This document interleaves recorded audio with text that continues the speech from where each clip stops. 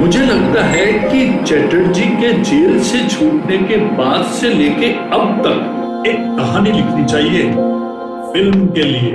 सुहाना सफर और मौसम हंसी, हमें डर हमको न जाए। सर मैं पिछले 20 साल से लापता हूँ, प्लीज मुझे ढूंढ दो।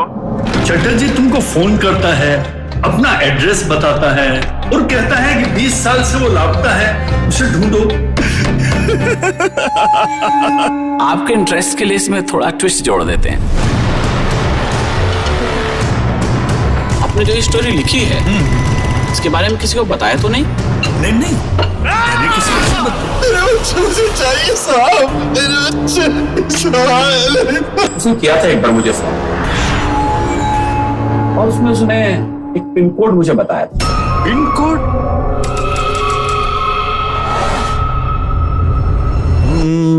थोड़ी सी पिलाई दुनी छाई रंग लाई, मेरे बादिला ने थोड़ी दारू दे, अरे मेरे बादिला ने थोड़ी दारू दे।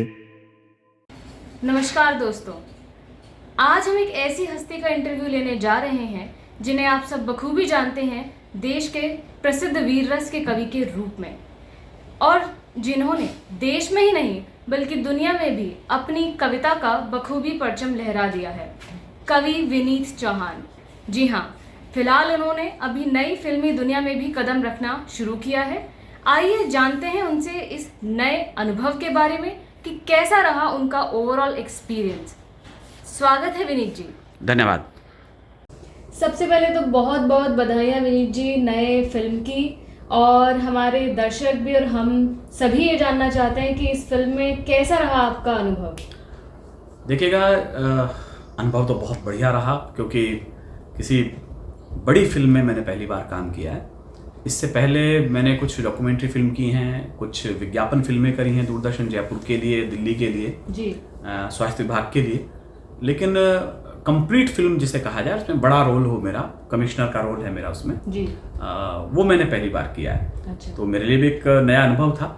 जब इनके डायरेक्टर प्रोड्यूसर मेरे पास आए तो मैंने पहले कहा कि भाई मेरा ये अनुभव नहीं है जी। लेकिन उन्होंने मेरा कोई रील देखी थी अपने मोबाइल के ऊपर, तो उन्होंने कहा नहीं, कमिश्नर का रोल हमें विनीत जी से चाहिए। तो देखते हैं मैं उनके कसौटियों पर कितना खरा उतरता हूँ। मैंने कोशिश करी है कि अपना पूरा प्रयास करूं मैं इसमें अपना रोल ठीक करने की। बिल्कुल बिल्कुल। और थोड़ा सा फिल्म के बारे में भी बताइए। देखिए, दरअसल में ये जो फिल्म है ये पूरी थ्रिल और सस्पेंस से भरी हुई है। इसमें अंत तक ये नहीं पता लगता कि अपराधी कौन है, और एक ट्रायंगुलर है, एक राइटर है इसके अंदर, और एक पुलिस कमिश्नर है, और एक अन्य व्यक्ति है जिसके अननोन कॉल्स आते हैं। बस पूरी फिल्म जो है उन 3 लोगों के ऊपर घूमती है। अच्छा। एंड लगातार वो पुलिस कमिश्नर परेशान है कि वो अननोन कॉल किसका है। ये आपको फिल्म के अंत में जाकर पता लगेगा कि वो किसका कॉल था। बस यही सस्पेंस है इस पूरी फिल्म का, लेकिन बहुत रोमांचक है। अंत तक हमें खुद नहीं पता लगा कि मैं किसे ढूंढ रहा हूँ। बिल्कुल बिल्कुल जी। हम ये भी अब जानना चाहेंगे कि आपके साथ साथ और कौन कौन से आपके साथी कलाकार रहे हैं जिन्होंने इसमें काम किया। इसके एक तो हमारे जो प्रोड्यूसर हैं वो दक्षिण भारत के केरला के हैं। अच्छा। डॉक्टर अनूप हैं, वो पेशे से चिकित्सक हैं, दंत चिकित्सक हैं, राजस्थान से उन्होंने किया, और उन्होंने अब तक मलयालम फिल्में बनाई हैं जी। पहली बार उन्होंने हिंदी फिल्म बनाई है, और संयोग से वो अलवर आए तो उन्होंने मेरा चयन इसमें किया। और भी हमारे 2-3 दोस्त हैं, कुछ राजस्थान से बाहर के हैं, कुछ राजस्थान के हैं, मनीष जैन हैं, परिजात हैं, 2-3 महिला कलाकार भी हैं जी। एक प्रसिद्ध कवि और लेखक है हमारे जयपुर के, अशोक राही जी, कई पुस्तकें उनकी प्रकाशित हैं। संयोग की बात यह है कि उन्होंने इसमें लेखक की ही भूमिका अदा करी है, जो कमिश्नर का दोस्त होता है। तो ये सब आर्टिस्ट हैं, लगभग 20-25 कलाकार हैं, और देश के अलग अलग भागों में इसका शूट हुआ है। आगरा में, वाराणसी में, दिल्ली में, ज़्यादातर अलवर में इसका शूट हुआ है। बहुत ही बढ़िया, बहुत ही बढ़िया। और कब तक ये फिल्म रिलीज हो जाएगी? हमारे दर्शक बहुत उत्साहित हैं इसको लेके। किसी भी फिल्म का जब निर्माण होता है तो उससे पहले उसके रिलीज होने का इंतजार दर्शकों को रहता है। बिल्कुल। तो मुझे भी इंतजार है इसका, लेकिन जितनी मेरी जानकारी है इसकी शूट पूरे हो चुके हैं और की एडिटिंग कंप्लीट हो चुकी है।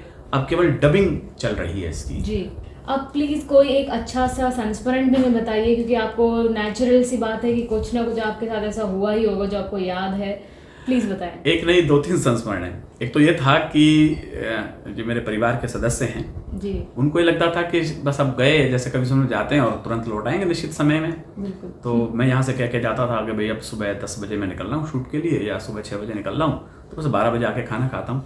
पता लगा रात के 11 बजे तक मैं शूट से आ रहा हूँ। तो उनका ये क्या नई बीमारी पाल ली, हम तो कभी सम्मेलन से ही परेशान थे। तो घर वालों के लिए एक बिल्कुल नया एक्सपीरियंस था कि इतना समय शूट में लगता है। एक सीन को एक बड़ी बात ये थी कि जो डॉक्टर अनूप हैं वो मूलतः मलयालम भाषी हैं। अच्छा। तो उन्हें हिंदी नहीं आती और हमें मलयालम नहीं आती। तो बीच बीच में हम इंग्लिश और मलयालम और हिंदी तीनों को ट्रांसलेट करते थे। कुछ सीन वो समझा पाते थे, कुछ हम नहीं समझ पाते थे। तो एक तो ये बड़ा उसमें हास्यास्पद स्थिति होती थी। जो वो कहते थे हम वही शूट कर भी रहे होते थे, लेकिन उसके बाद वो कहते नो नो नो नो इसको ऐसा करिएगा। मैंने कहा वैसा ही, फिर परिजात उसे ट्रांसलेट करके उन्हें बताता था कि नहीं ठीक वही शूट किया है। दूसरा ये हुआ कि एक बार मैं इतना थका हुआ था कि बहुत ज़्यादा, तो उसमें एक सीन आता है, मैं राइटर के साथ बैठ के कॉकटेल पार्टी कर रहा होता हूँ। तो चूंकि मैं कभी लेता नहीं उस चीज़ को, मैंने सोचा कि सचमुच में तो ये चीज़ गिलास में नहीं भर दी है। तो मैंने डॉक्टर से पूछा इसमें है क्या, तो उनका नहीं ये एप्पल जूस है। तब जाके मुझे शांति में कहा मेरे घर वाले मुंह सूंघेंगे नहीं तो जा करके। तो सब बड़े हंसे वहाँ पर। और सबसे जो मज़ेदार एक्सपीरियंस रहा वो ये रहा कि जब मैंने इसके फेसबुक पर डाले जी, तो बहुत से मित्रों ने कहा क्या तुमने नया जॉब ज्वाइन कर लिया है। इवन हमारी जो शहर की एसपी महोदया हैं तेजस्विनी जी, मेरे अच्छे मित्र हैं, उनका फ़ोन आया, कहले क्या अवनीत हमारे डिपार्टमेंट में आ रहे हो। उन्होंने हंसी मजाक में कहा, मैं कहा जी मैम डिपार्टमेंट में नहीं आ रहा हूँ, मैं आपका ऑफिसर बन के आ रहा हूँ, क्योंकि मैं कमिश्नर बन के आ रहा हूँ, आप तो भी एसपी हैं। तो बहुत तेज ठहाका लगाया उन्होंने, लेकिन वो बहुत अच्छी स्वभाव की महिला हैं और उन्होंने कहा मुझे भी इंतजार रहेगा आपके इस नए रोल का। बिल्कुल। इसके बाद आपका क्या प्लान है? कोई एडवर्टीजमेंट आप करना चाहते हैं, कोई मूवी में आपका मन है, या कोई शो आप लॉन्च करना चाहते हैं, कुछ बताएं। दरअसल कवि सोनल की दुनिया मेरी दिल के करीब है। वो मेरा पूरा जीवन है, 35 वर्ष मुझे उसमें बीत गए हैं। बिल्कुल। बीच बीच में फिल्मी दुनिया के शॉर्ट्स फिल्में मैंने करी हैं और ऐसा संयोग मिला और प्रस्ताव आए तो उस पर विचार करूँगा। हाँ, विज्ञापन जरूर इस बीच मैंने शुरू कर दिए हैं। कुछ लोगों के ऑफर आए थे। अभी एक ऑयल कंपनी का आया था, एक आटा कंपनी का आया था, वो सब फेसबुक पर आ भी गया है। तो देखते हैं, भविष्य तय होगा तो इस फिल्म के रिलीज होने के बाद क्या स्थिति बनती है। देखिए दर्शक तो आपको ज़रूर कैमरे के आगे ही देखना चाहेंगे कविता के साथ साथ, और हम आपको बहुत सारी शुभकामनाएं देते हैं और आप इंतज़ार करेंगे कि आपकी फ़िल्म जल्दी से जल्दी रिलीज़ हो और सभी दर्शक उसका काफ़ी लुत्फ़ उठा पाएँ। और बहुत बहुत शुक्रिया। मैं समझता हूँ दर्शकों का इंतज़ार अगस्त में ख़त्म हो जाएगा और यदि नया रोल कोई ऐसा होता है और मुझे उस रूप में स्वीकार करते हैं मेरे दर्शक, मेरे श्रोता, मैं उस रूप में आपसे मुलाकात करूँगा। आपका भी बहुत बहुत धन्यवाद। Thank you.